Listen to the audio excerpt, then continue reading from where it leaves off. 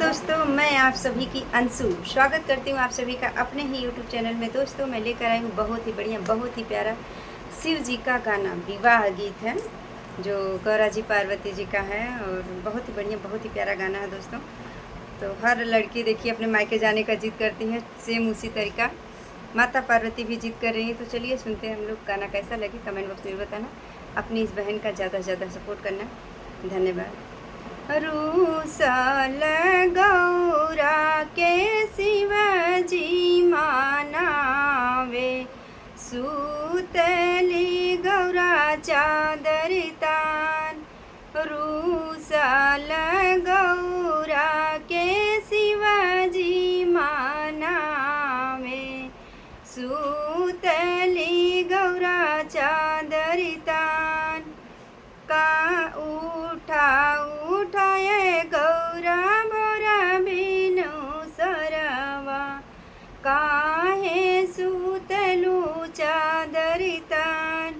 उठा गौरा हो भैले बिनु सरवा, काहे सुतलू चादर तान। इतना सुनत गौरा उठ के बैठली, सुनी शिवजी अरज हमार।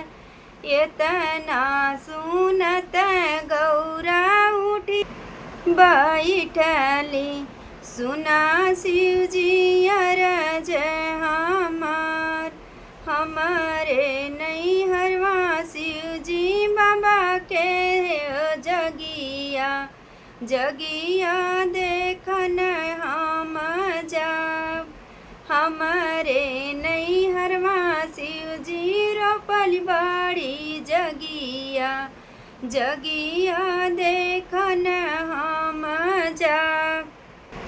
तोहर ही बाबा गौरा जगिया रोपवाले, तहाँ के नेवत नाही दे।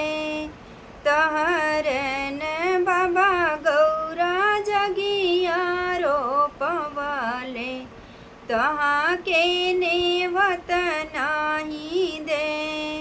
बिनिउ रे बोलौले गौरा नैहर जानी जइहा, आदर नाही हुई है तोहार। बिन रे बोलौले गौरा नैहर जानी जइहा, आदर नाही हुई है तोहार। भोला के कहल गौरा मन बोना कैली, बाबा के जग देखनी जाए। भोला के कहल गौरा मन बोना कैली, बाबा के जग देखन जाए। जब गौरा रानी गैली अपने नाई हरावा, अम्मा लिहनी मुहावा घुमाए। जब गौरा रानी गैली अपने नाई हरावा, अम्मा लिहली मुहावा घुमाए। अपने हम शिवजी के बतिया ना मनली, कैसे के जाई कैलाश। अपने हम शिवजी के बतिया ना मनली, कैसे के जाई कैलाश। जरतिया गनिया में गौरा कूदी गईली, जली के भैली हमने के राख।